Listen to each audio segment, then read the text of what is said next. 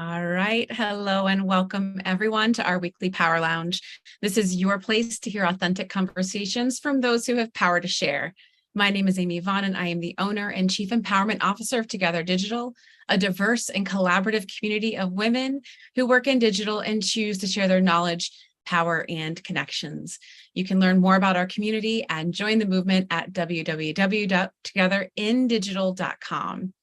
Now, if you're ready for money to support your happiness rather than stress you out, it's an interesting thought, then you're in the right place today. As the founder of the Financial Dignity Movement. Okay, starting again. Sorry, Asiya. Asiya is our amazing and wonderful podcast editor. This is the fun of watching things live, especially when Amy's tongue-tied on a Friday. All right. If you're ready for money to support your happiness rather than stress you out, then you're in the right place today. As the founder of the Financial Dignity Movement, Christine Luken has coached hundreds of high-earning professionals, business owners, and divorcing women to pay off their staggering amounts of debt and massively increase their net worth. It's the kind of friend you want, right? Kind of connection you need. As the author of 3 books and the host of Money is Emotional podcast, Christine blends wise money management with emotional intelligence. When she's not coaching clients from her home office in Cincinnati, you can find this member of the National Association of Divorce Professionals curled up with a good book, a fluffy cat, and a strong cup of coffee. You can find out more about Christine at www.christineluken.com. Welcome, Christine. Good to have you with us. Thanks for having me. Absolutely. Now, I mean, some of you might be fans of and have listened to our past webinars, but before we moved our webinar into a podcast, Christine was actually a previous guest. And I'm pretty sure, if memory serves me right, which COVID memory is weird, right? It was kind of at the very beginning of COVID. So it's been a couple years. Money's still a thing, emotion's still a thing. And, it just seemed like this is kind of a good time to bring somebody like Christine on. We're coming up towards the end of the year. We're looking back and reflecting. We're looking ahead. It just seemed like a really great time to have you back. So thanks for joining us yet again. I'm always happy to talk about money. I'm so glad you are, because I'm not always. We will get to that. This is going to be a little bit of therapy for all of us. But first, Christine, tell us how your journey as a financial dignity coach, which I love that term, has shaped your perspective on the connection between emotions and finances, because there's some there, right? Yes. And, I did not get into financial coaching because I've always done this perfectly. In fact, it's been quite the opposite. In my mid-20s, I crashed and burned financially despite having an accounting degree. And it was because I was engaged to a guy who had terrible money habits. He was in and out of jobs and even in and out of jail. And I thought if I just loved him enough that he would change. And he did. He got worse. So at age 20, what do you mean? Does that ever? I'm just glad I got that out of my system when I was young and hit financial rock bottom as young as I did. But there was still a lot of shame and embarrassment around the mess that I had gotten myself into because, I was working in accounting. I was working for the family business, multi-million-dollar machine tool company here in the Cincinnati area. So I was helping to make the budget for this company. It's a multi-million-dollar company. And yet I was bouncing my own checks at home. And when I decided that I needed to exit this relationship because money was only one piece of the problem, it was definitely a codependent relationship. And as we know, especially when we're dealing with money and relationships, there's a lot of other emotional things that can get tangled up in there. Absolutely. And so I had to reach out to my family for help because I could not even afford to move out. I was behind on my car payment. I used to joke that my credit score was negative, but that's actually not possible. I think the lowest credit score you can possibly have is like 300 or 325. So it was maybe like 1 point away from the bottom. It was pretty bad. And so, just those feelings of the shame, the embarrassment, and having to go through that process of once I exited that relationship, honestly, just looking at my finances was so overwhelming. And the way that I like to describe it is if you could just imagine that a tornado has torn through your hometown and you were out of town for it, thank God. But you get home and you're driving, up to your driveway, you can already tell that your house is a disaster before you open the front door. And you swing that front door open and it's just like everything needs to be fixed. And you just have this feeling of, I just want to slam the door and walk away and cry. And that was how I felt about my finances. And, my dad, thankfully, was very kind, very patient. He didn't say like, I told you so, you should have broken up with that guy sooner. How could you have done this? Because like he would have been totally justified in doing that. But thankfully he didn't. But what he did when we were looking at everything, he said, you know what, bring all your stuff. I will help you make a plan. And what he did was he did the equivalent of saying to me like, okay, don't look at your whole house right now. Just look at this coat closet. All I want you to do is clean and organize this coat closet and don't look at anything else for now. That was basically what he did for me. It was like, okay, what is our first priority? I just want you to do like these 2 or 3 things, and then we'll meet again in a week, and then we'll figure out what to do next.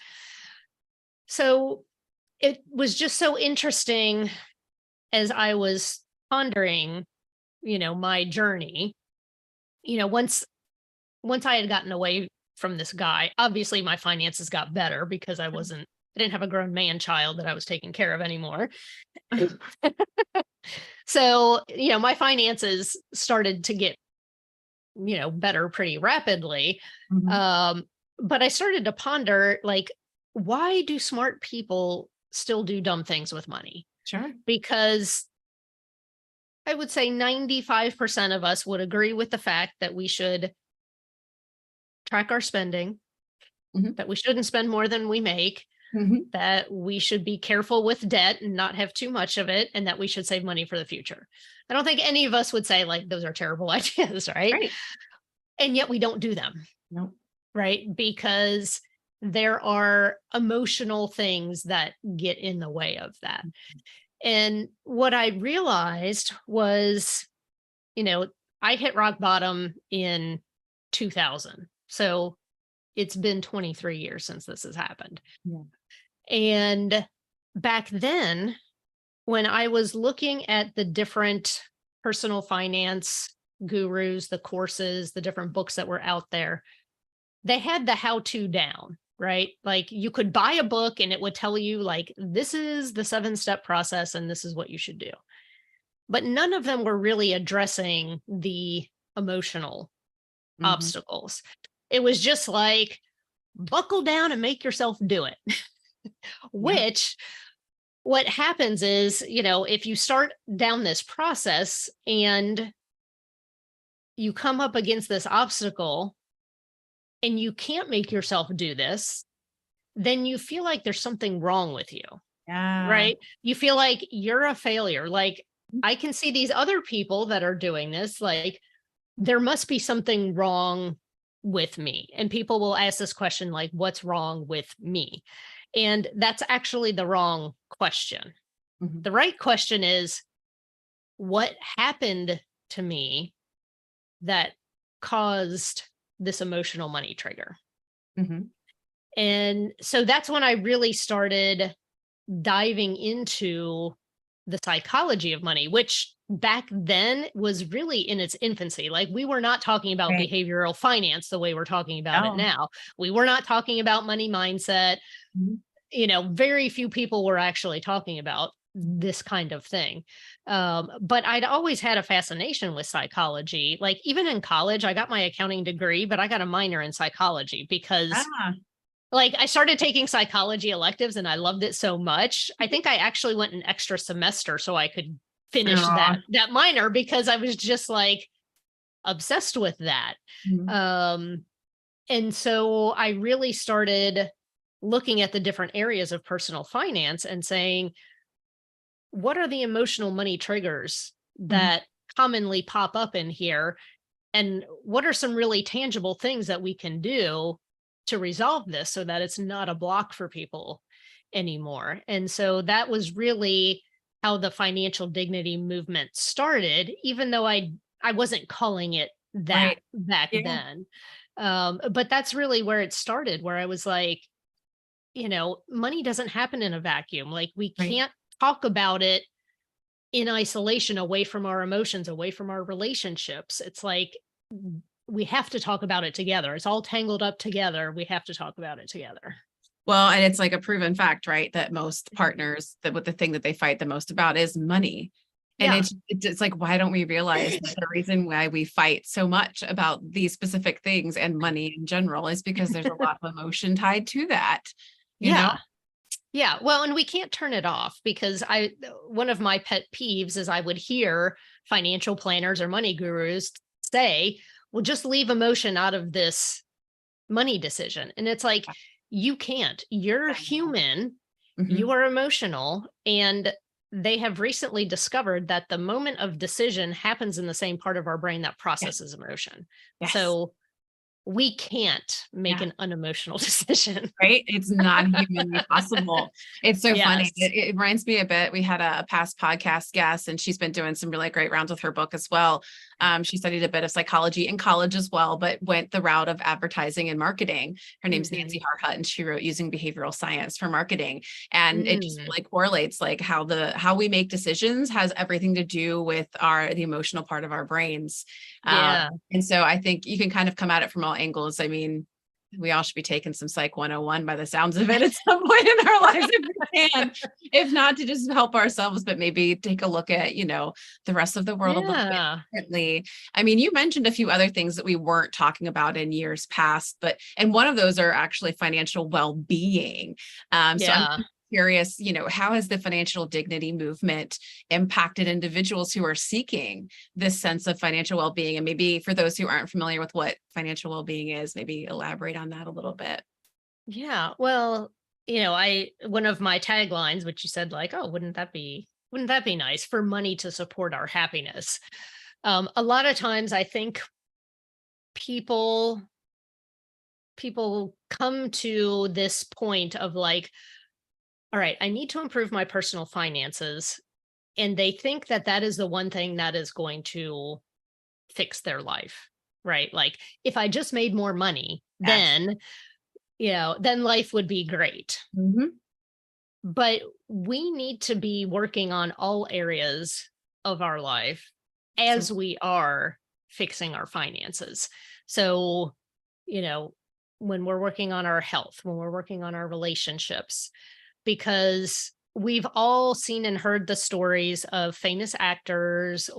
or sports stars, singers who by, you know, by looking at their success, we would think, well, their life is amazing, Right. right? And then we find out, that they commit suicide, right? And we're like, how could they possibly, right? And it's because, well, they thought that money and or fame was going to be the No. one thing that's going to fix their life. And it's Right. like, money is the frosting on the cake Yeah.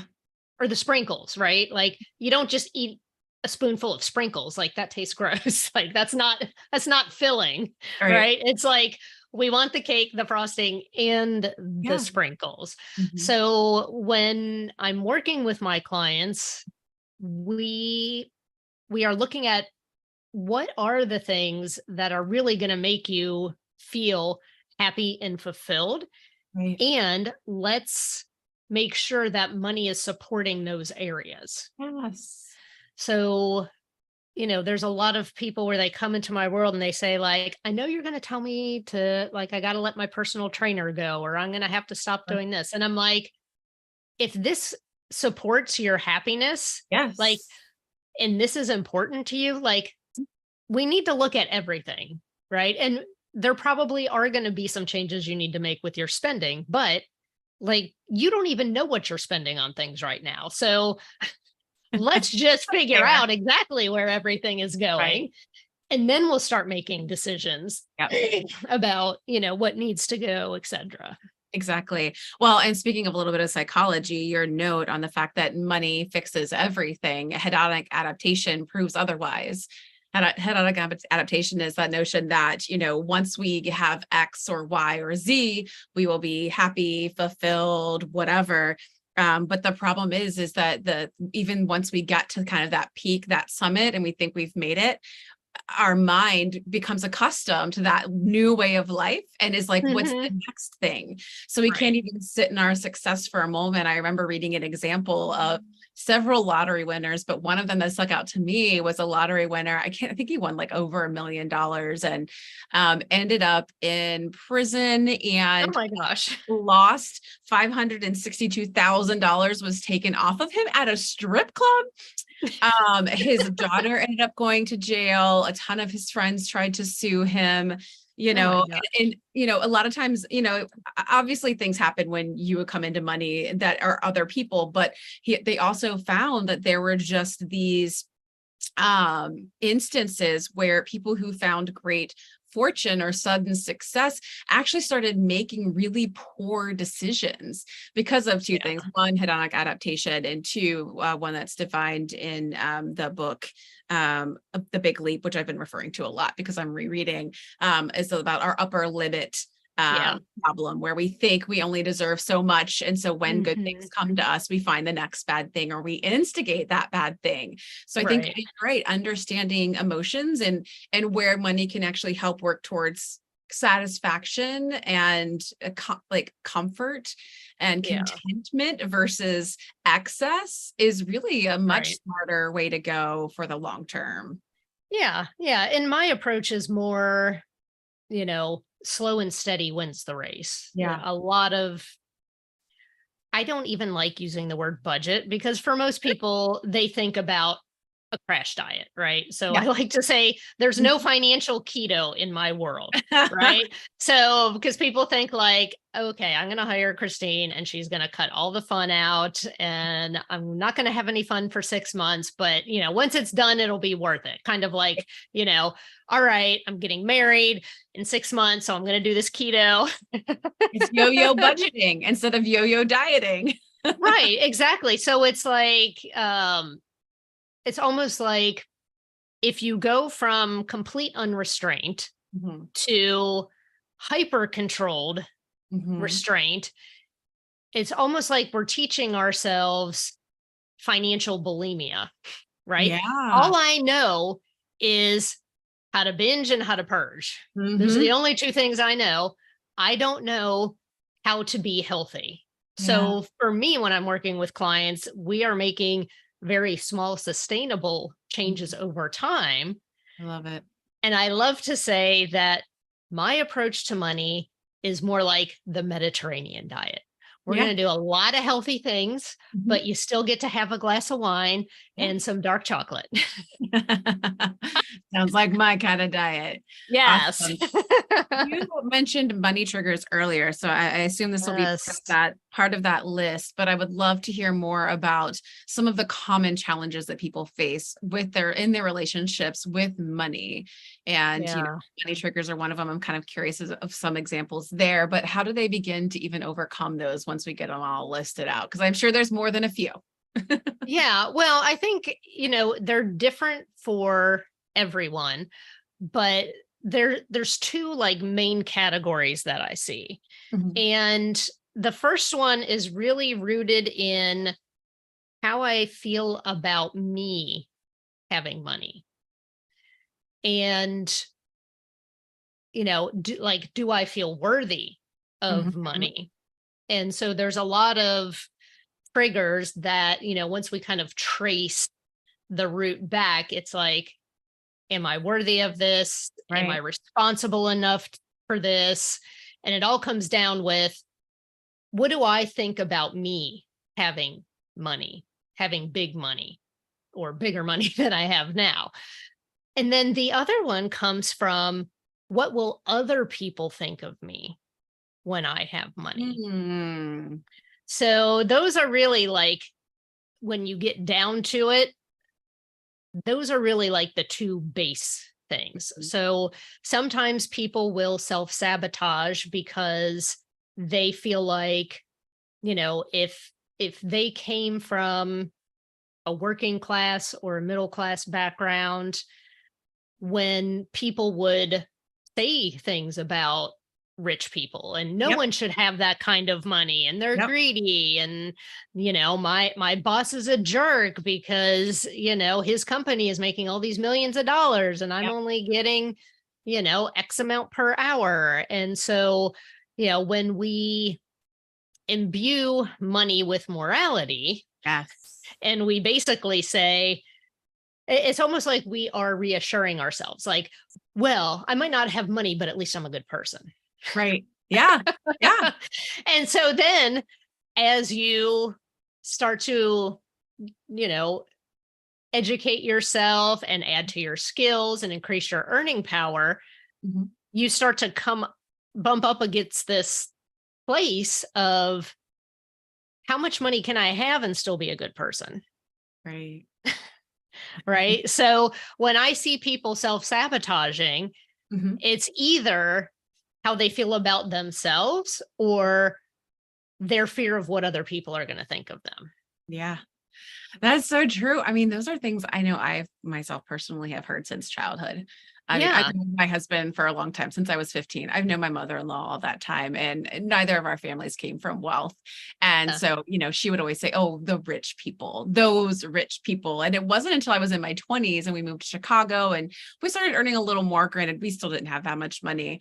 And she called us yuppies. And I'm like, I don't know what that means or what it's about. But this whole idea of being upwardly mobile, even from, a generational standpoint, it gets put upon us. And I don't think we realize oftentimes that we begin to internalize that and actually turn away from or don't go after opportunities for more wealth and abundance because, like you said, we don't feel we're deserving. And then on top of that, you've got friends, you've got family, whomever from your past who might look upon you differently because now you do have it.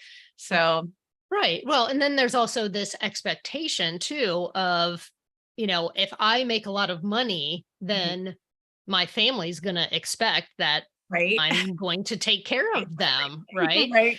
And it's interesting because I read a book about, like, some of the psychological constructs around poverty. And Mhm. there really is this so in the South, there's this phrase Uh-huh. called, you don't rise above your raisings, meaning Oh, you don't want to outdo the people who raised you. Like, same. it's, yeah. And there is a similar, you know, Uh-huh. thing in the inner city poverty where it's like, the almost like you're abandoning the tribe, you're abandoning the Right. family, and or if you are making a lot of money, it is expected Yeah. that you are going to help. And if not, then you will be ostracized from the family. And as we know, as humans, we have a very strong need Yes. to belong. And Mhm. so all of this stuff can get all tangled up together. Oh, yeah. Oh, So yeah. it's not just a matter of, here is my 7-step plan, just follow these 7 steps Right. and you will be a millionaire in 5 years. Right. We got to do some digging because obviously, as we've both given some examples to, like, there's a lot of emotion, not just within ourselves, but around with others. So Yeah. when it comes to managing our emotions and our money, like, well, emotions, just let's stay there. How can this help us achieve our financial goals? Yeah. Well, I think just becoming aware Mhm. of what we're thinking and what we're saying and what we're feeling about money is Mhm. very important. So, one of the first exercises I do with my clients is I have them keep a little journal of the things that they catch themselves thinking and saying about money for like Okay. a week, Okay. just to see what comes up, because those are usually, kind of like those little that's like a little treasure map, like, Yeah. oh, there's a trigger buried under that statement, right? Or it's like, oh, I've had clients say like, oh, I heard my mother come out of my mouth the other day, or my Uh-huh. father come out of my mouth the other day when I Yeah. said X, Y, and Z. And so I think just like being awareness is always the Mhm. first step in, fixing anything, is being aware of what's going on. And I would say probably the next best advice that I can give people is, you know, we can't turn our emotions off when we're making financial decisions. But the one thing we want to do is we want to allow our emotional volume to come down before we make important financial Ah, decisions. yeah. So, really, the best financial decisions are made when we can hear the voice of reason, Mhm. and we can also hear and consult our emotions. So Mhm. I like to say it's almost like having like two radio stations Yeah. playing at the same time. So your voice of reason is like that classical music that's always playing in the background, like it's real soft, but it's always there. It's it's soft, it's constant, it's always there. Your emotions, though, are more like a top 40 station, right? Like you don't know if there's going to be like some crazy dance song that's really loud, Yeah. or some sweet, sad love song, right? So it's like we've got this constant flux of the emotions up and down. So when we are facing some sort of decision that we have to make with our finances, Mhm. we just want to ask ourselves, how loud are my emotions right now? Right. Yeah. Can I hear the voice of reason Mhm. through the noise? Yeah. Because most financial decisions that we have to make, they do not have to be made Right. in a split second, right? Yeah. Like we can wait a couple hours, we can wait 24 Mhm. hours Yeah.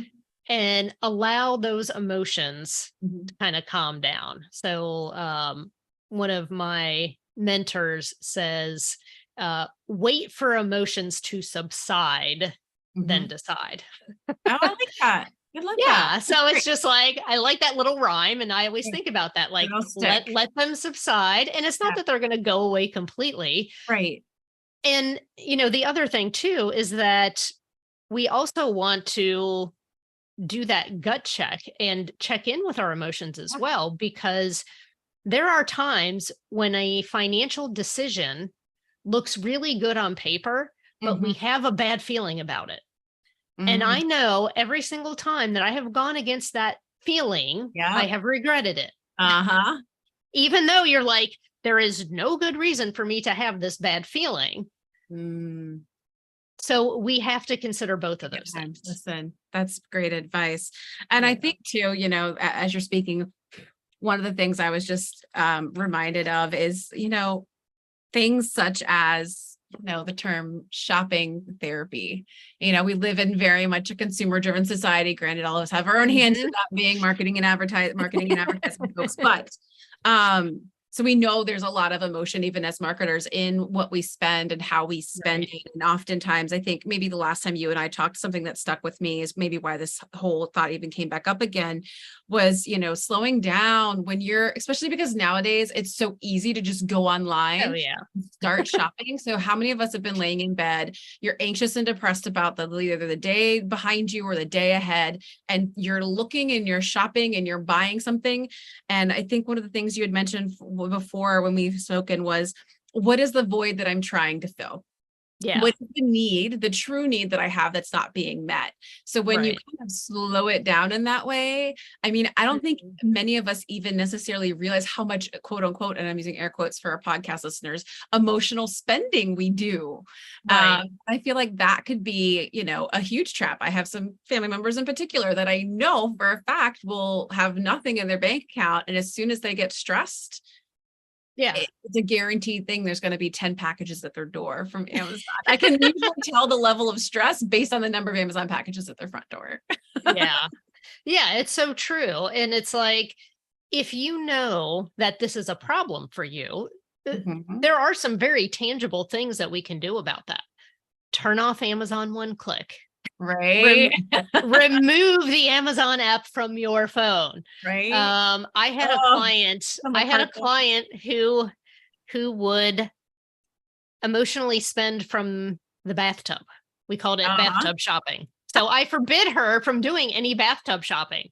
I'm like, first of all, if you're going to have your phone in there, just to put on some soft music, that's fine.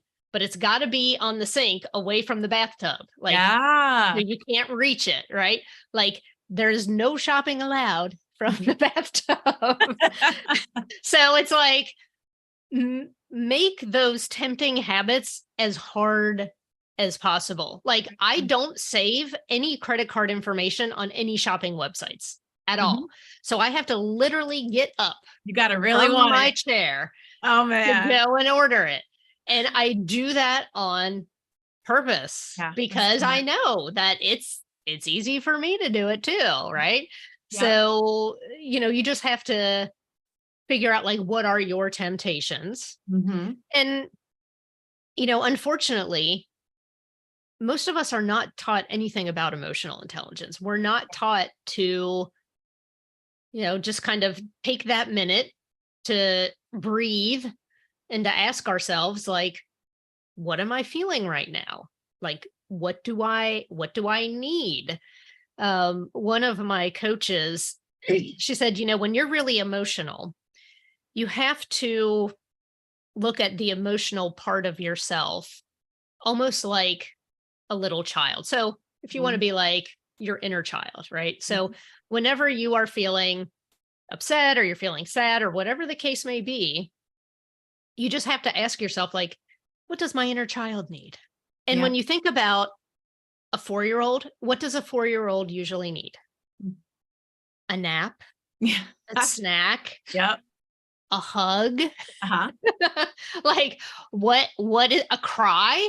Like how many of us as adults actually let ourselves cry until we're done? Yeah. Oh, yeah. We don't.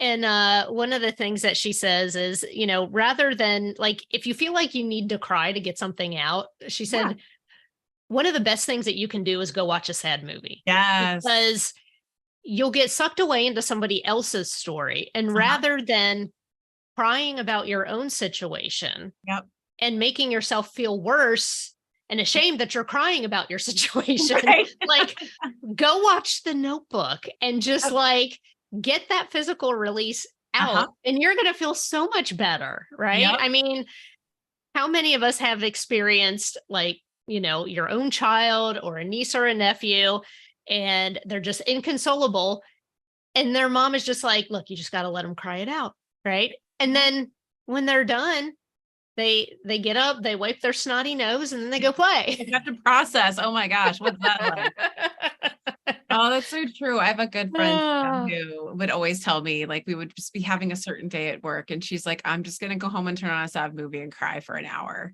and then I'll be fine. I'll be great tomorrow when you see me. And it's so true. It's so true. It's why I tend to like bittersweet, like books and movies and things like that too. I like that tinge of like the nostalgic plus also the little sad.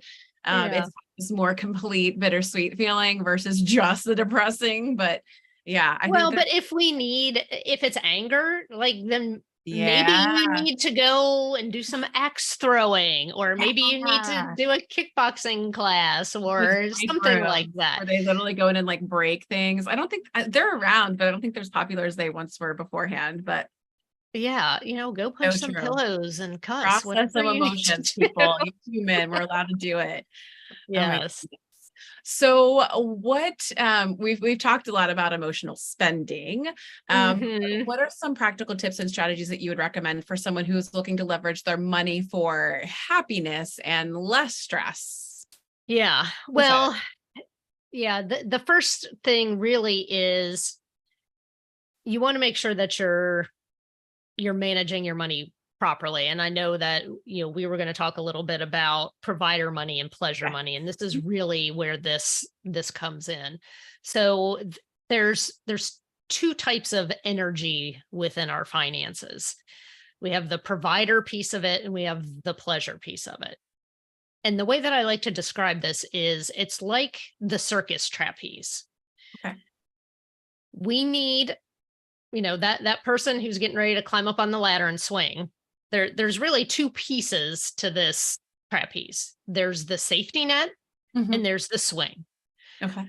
If there's no safety net, the swing is not fun. It's freaking No, terrifying. I'm already scared, and we're just right? It's freaking terrifying, right?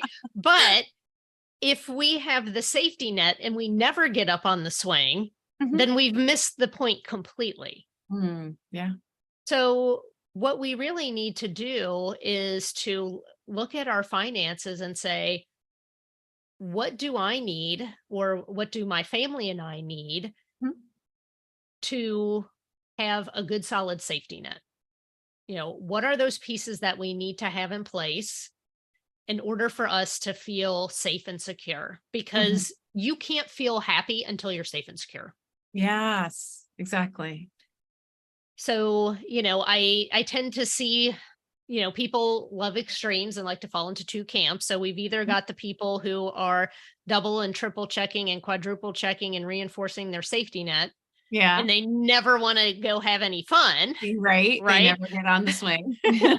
Or we have the people who are swinging with this rickety safety net, and then they're living in this constant state of financial emergency and drama. And it's like they're swinging in between crisis and pleasure, which means that there's never a sense of peace and calm, right? Yeah. So my goal is to have people be swinging between peacefulness and pleasure. And you can't have the peacefulness until you have that safety net. And so that really does mean, first of all, you've got to get organized. You've got to look at where is all the money going? Yep. Like what things are essential? Do we have money in savings? Do we have the proper insurance? Yes, that stuff is boring. But, if you were to ever try the trapeze, are you going to say like, I don't need that safety net. That's too boring. I just want the swing. No, of course not. Right. So it's like, we need to have both pieces of the equation in there. And so each of those is going to look different for everyone. The things that I may have pleasure, when I spend my money, for me, it's like travel. We were talking about, we're both in the Cincinnati area, and we both have parents down in on the Gulf Coast of Florida. And so for me, having money to spend on travel so that I can go down there and be with my dad for a good chunk of the winter, and enjoy myself, like that's important to me. But for other people, it might be totally different things. So it's like, you really have to decide and really define, what does happiness mean to me? Because a lot of people say, well, I just want to be happy. And they'll say, well, what would make you happy? More money. No. No, it won't.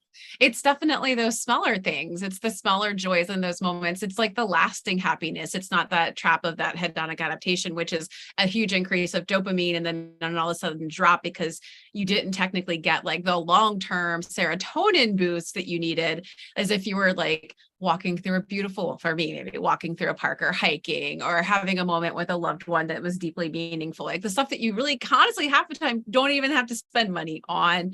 But those things that you do, you're right. You need to determine what truly does make you happy. And that's where you can funnel not just your focus, but also the money if you have it. Because I think what we're talking about is psychological safety and understanding and knowing what keeps you feeling safe and secure mentally throughout your life and your day. I mean, I think about it all the time when maybe this probably comes from growing up in a household where we had to count every penny.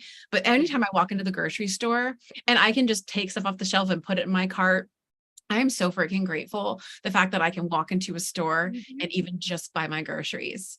And I don't know if all of us take the time to think that, but promise me the next time you all go grocery shopping, stop and think about hearing this and say, I am grateful that I don't have to worry about the pennies that I have in my purse and whether or not I'll be able to afford the things that I put in my cart.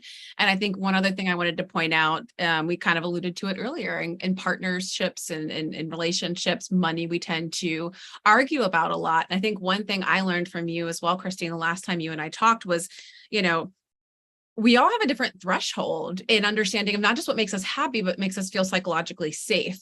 And that can be very different from one partner to the next. So like your partner might have a higher threshold for debt than you do, to the point that like you lose sleep over it, but they're like, ain't no big deal. And everyone is very different in that space. So, understanding not just what makes you happy and feel psychologically safe, communicating that with anybody that you're tied to from a money standpoint, even a business and financial standpoint, I would say, is super important. Absolutely. Yes, it is so important because you're right. There are so many relationships that dissolve because of financial issues. And I think having those discussions around what's important, because when we think about it, you don't really want more money for the money.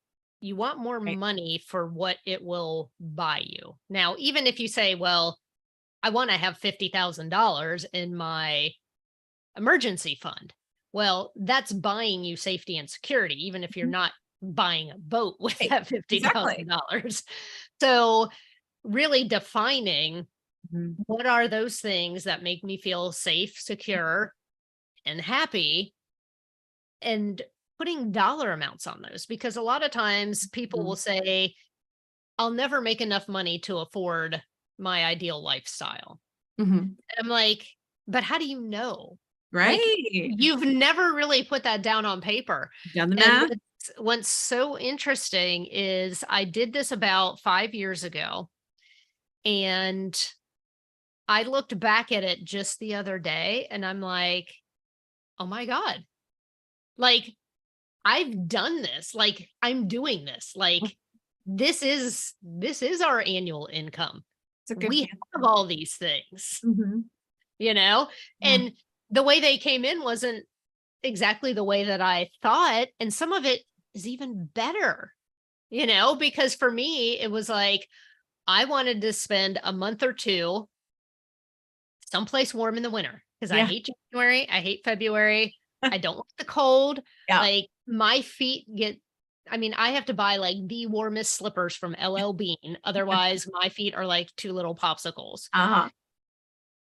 And so, the first couple times it was like, I was renting a place down there. And then it was like, my dad's like, hey, I'm going to rent a place for the whole winter. Why don't you just come stay with me? Okay. And then it's like, next thing I know, he's buying a house and it's like, I can go down whenever I want to. And I don't even have to pay anything for it. Only my plane ticket. Right. So it's just like, I didn't even need the money for a rental for 2 months because it's all taken care of. But had I not put those things down on paper and actually saw, this is how much a month I actually need to make this happen. And most people have never done that. Yeah, that's a great exercise. I just wrote that down. What will make me happy and how much would it really cost? Yeah. I think sometimes we think it's just the moon, but again, if you don't sit down and put together the numbers, and you've taken the time to consider it, and it's not just haphazard stuff, you might be surprised by what you find. Because maybe it is like a date night once a week and one vacation a year, and you look at that versus your Starbucks app expenditures. Do not mess with my coffee, Amy. Never. Hey, that's a part of your happiness. That's a part of your happiness. So it most definitely is. But I usually make mine at home because I'm really picky and I want it like a super dark, Colombian organic bean. Yeah, nice. So I'm a coffee snob right along with you, but I love coffee shops. So I do make that. That's like my treat every week is a coffee at my favorite coffee shop because I love them and they love me. It's a great little independently owned operated place. So it's my way of help and support the local community and bringing myself a little happiness. All right. What's my next question before we get too off the topic and keep talking about coffee? Because I could.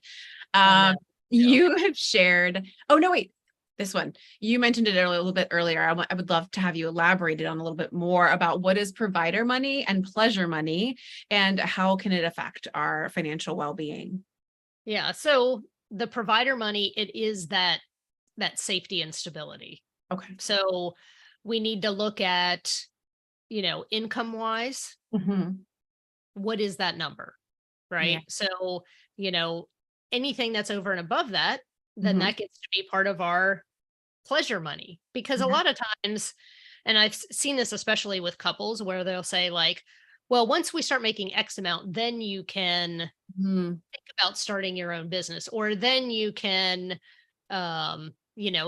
take that trip to Italy that you've wanting to been take or whatever. But then it's like, once you reach that milestone, then they're like, oh, well, wait, now we got to do X, Y, and Z. Yeah. Right. So if we can say, like, these are our provider needs, right? And then that gives us permission to spend that money on the pleasurable things without guilt. Yeah. Which is so important. And without debt. Because one of the things that really ruins what I call a pleasure purchase is debt. Yeah. So, if you're like, oh, a pleasure purchase for us would be to have a boat because we live near a lake and we can go boating every weekend. Well, in the middle of January and February where it's snowing outside and you have to make a boat payment and a storage payment, all of a sudden you start to resent that and it's not a pleasure purchase anymore. And you've basically ruined it with debt. There's timeshare boats out there, people. It's an amazing thing. Check those out too if you're a boat person. But I was just thinking that too. Like, I'm like, a new car. And then as soon as you leave the lot, you're like, oh man, a car payment. Yeah, but like that's the thing. When you buy a pleasure purchase and there's zero debt attached to it, it's amazing. Yeah. I mean, it's a double rainbow of purchases. Well, and then you continue to love it and appreciate that. And I just did a post last week on LinkedIn. So 2 years ago, I bought my Alfa Romeo Giulia with cash. Nice. And so, this past week was my Alpha-versary is what they call it if you're an Alpha owner. But it's like, I love it as much today as the day I brought it home. And because there was, I saved up for it. I paid cash for it. And there was zero regret and there was zero debt attached to it. Now, it doesn't have to be something as big as a car, but, like maybe there's a piece of jewelry, like, this necklace that I got, I didn't buy it right away. I've been eyeing it for several months and I call this pleasure purchasing instead of delayed gratification. Right. So when we think about delayed gratification, it's like, ugh, right. But if we think about pleasure purchasing, this is more like we're flirting with what we want to buy. Right. So like I would go and look at it online. I could put a picture of it on my vision board. I could look at my savings account where I'm saving up the money to pay for it. I can think about where exactly in my jewelry box it's going to go once I bring it home. Well, once you buy it, then there's so much more meaning to that. Yes, exactly. Rather than thinking of it as, well, I can't have what I want right now. If we think about it like, I'm flirting with this until I get it. Right. So if you think about relationships, like the longer that flirting stage is, like by the time you actually consummate the relationship, it's like fireworks, right? But if you meet at a bar and a couple hours later, right, then it's like walk of shame. Right? Like, all right, 2 weeks later, it's like, what's his face from that bar? Oh my gosh, it's so true. It's the financial walk of shame, the shopping walk of shame. Oh, I think we've all been there at some point. Yeah. So, but I mean, really, impulse spending is kind of like that one night stand. You get that same sort of from kind of icky feeling. It feels good at the time, then later you wake up the next morning, you're like, why did I do that? Can I cancel my cart now? And I think too, something else you mentioned is that we create all these false limitations about what we can and can't do, because even without truly knowing our situation and our numbers and how and where we want to spend our money, we just assume it's never going to happen. And then we're all laying in our deathbed going, I never took my trip to Italy, but you always somehow had an extra $10,000 in the bank. Because again, you took that safety net versus jumping on that swing. But one other thought I had while you were talking was, this could be so powerful in negotiation. I think sometimes we think we have to ask for a certain number when we're talking about a job or an opportunity, because the more money is going to be better. But actually knowing what you need and how much will help you not just get by, but also have the psychological safety and do the pleasure purchasing that you would like. You can be realistic and you know what's behind your request and what you're asking for or what you're shooting for, instead of just constantly shooting for the moon and being like, but no matter how much I make, I'm never happy. No, I love that. We've got a couple minutes left. Our hour has flown by as always. No, I see a whole bunch of comments. Were there any good Lots questions of in there? good comments, no questions yet. I'll ask Okay. another question or two. We've talked about some target therapy. We've all kind of been there. You know what? I canceled my Target debit card and deleted the app off of my phone like 2 years ago. I mean, They kept contacting me saying like, we think your debit card might be lost or stolen because you haven't used it in a long You're time. like, nope, just not. Like, no, I have not. We also had some fun conversation for those who are listening to the podcast about rage dancing or listening to death metal is a form of getting out the anger. Actually, Maria does have a question, so I'm gonna go ahead and ask it to make sure that we get it in before we ask those few other questions that we've got. What do I do if my partner is not on the same page with my financial plan / ideas? Yeah. So I think the most important thing is to lead with the why, not the what. So if you come in and say like, here is my financial plan, and you are spending way too much on car parts and sports betting, and if we want to go to Italy, then we're going to have to cut that out, right? Because that's not going to work. So I recommend that my clients who are couples, that they have a dream session together. Okay. And this is really about taking the limits off and saying, you know, if we woke up tomorrow or next week and we were living our ideal financial life, like what has changed? You know, and it might be like, oh, well, we're out of debt, you know, we've got this much in our savings, we've booked our trip to Italy, you know, we're able to get the kids into competitive sports that they want to play, like whatever the case may be. And when you lead with that, then, you know, a week or two later, or a couple of days later, you know, after you've had that dream session, you can say, okay, well, let's like do the reality check and see where we are right now. And I highly recommend using an app to help you with that. Right now I'm using Mint with all my clients. It's free. You can, you know, have both partners link all your accounts. So basically aggregates all your transactions in one place. So you can really see like, okay, how much money are we spending on eating out? Because you might think, you know, but if, you know, if you've got 2 credit cards and your partner has a credit card and you're also spending on debit cards or PayPal or whatever, you really don't know what you're spending, right? So once you start to gather that data and look at it for a month or two, then you can start to see trends and say, okay, like, are we okay with this? And when you have that vision out there of this is what we're working for, then it makes it much easier to say, okay, well, maybe we'll eat at home instead of going out this week, right? And I'm not saying cut out all of your pleasure spending, because that's not my vibe at all. But, you know, maybe we just need to put some healthy limits around that. I mean, I've got clients who love to go to the casino, or, you know, they love to do sports betting. And I'm like, look, that's fine, but we just need to put an upper limit on, you know, like, hey, if you win, sure, you can keep on going, but you're never going to lose any more than this much, $200 a month or whatever it is, you know, for you. And so that way people don't feel stifled, right? Yes. It's like Exactly. they can still have fun, but we're working on the important Yeah. things. I love that idea of a dream session. That is noted.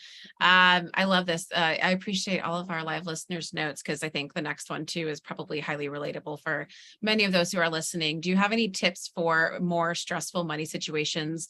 My husband is unemployed and looking for a job, and we have a good emergency fund, but I feel strapped around spending, even though there is money available, simply because you can't estimate when he'll find a job. It's a Yeah. funny balance between feelings and reality where it's kind of hard to see through. Yeah. Well, I think the most important thing when you're dealing with a financial crisis is understanding that we can't really worry about the things that are out of our control. So I like to say, like, we can't control the world economy or the Yeah. national economy, but we can control our personal Mhm. economy. And so I do think that, looking at your spending and seeing, okay, are there some areas that we can temporarily tighten up in the meantime? Yeah. Um, what are the things we can control? Yes. Are there certain things that I can do to help my husband? Like maybe you have a lot more experience on LinkedIn and you're like, look, let me help you, Yeah. fine tune some things on your LinkedIn profile, or, I'd be happy to read over your resume Mhm. and some pointers, or, like, hey, I know some HR people in my network. Let me reach out and see, so there are things that are under your control. So it's really a matter of saying, like, what do I have control over? What do we have control over as a family? Mhm. And let's put those things on our to-do list, put those things on the calendar. And then we have to have this trust that Mhm. the things that are out of our control are going to happen in the right timing. I love it. That's great advice, Christine. I have to remind myself of it so often that really worrying fixes nothing. Instead, I Yeah. need to slow down and figure out what can I control? What can I do? It might not be the thing that makes the change that is exactly needed, but at least I know it's Mhm. something that could start to push us in the right direction. So, Yeah. yeah, There's a great book uh-huh, that I kind of got that nugget out of. yeah, It's called The Miracle Equation okay. by Mhm. Hal Elrod.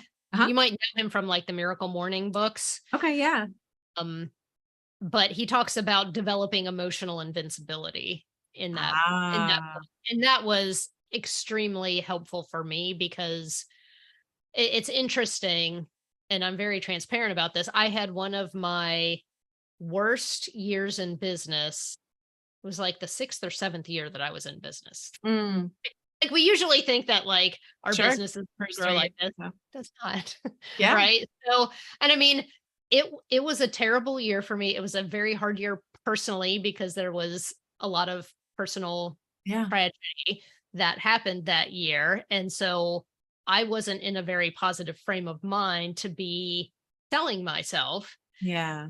And, I mean, I even thought about quitting Mhm. and going to find a job. And this book was like that book that got me through, Oh, because good. I mean, it really focused on, like, what do I have control over? Yep. And how do I make a plan to execute that? And how do I deal with the stuff that I don't have control over? Mhm. Yeah.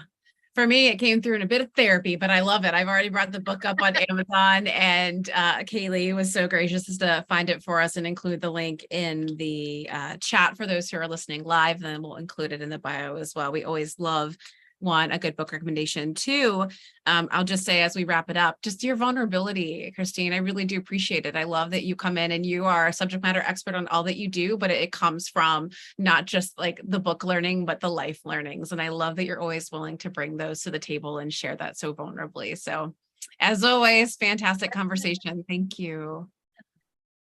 Well, and I would love for everyone who's watching to hop over and subscribe to the Money is Emotional Yeah. podcast. I am sure that there's going to be an episode or two that Yep. you're going to be like, oh, yep, I need that one. Yeah, but I agree. We will definitely include the link to your podcast as well in the show notes. So wonderful. All right. We're on a break everyone for the next week. So I'll be at Content Marketing World. So all of you fellow content marketers, if you happen to be in the DC area, send me a note on LinkedIn. Let me know. I'd love to see you all. But till then, Christine, thank you so much. This is always so helpful. As always, I take a million notes. I'm going to have some good conversations with my husband when he gets home. He's got no idea what's coming, but so helpful. Thank you so much for all you do. And thanks for being a guest today. We appreciate you.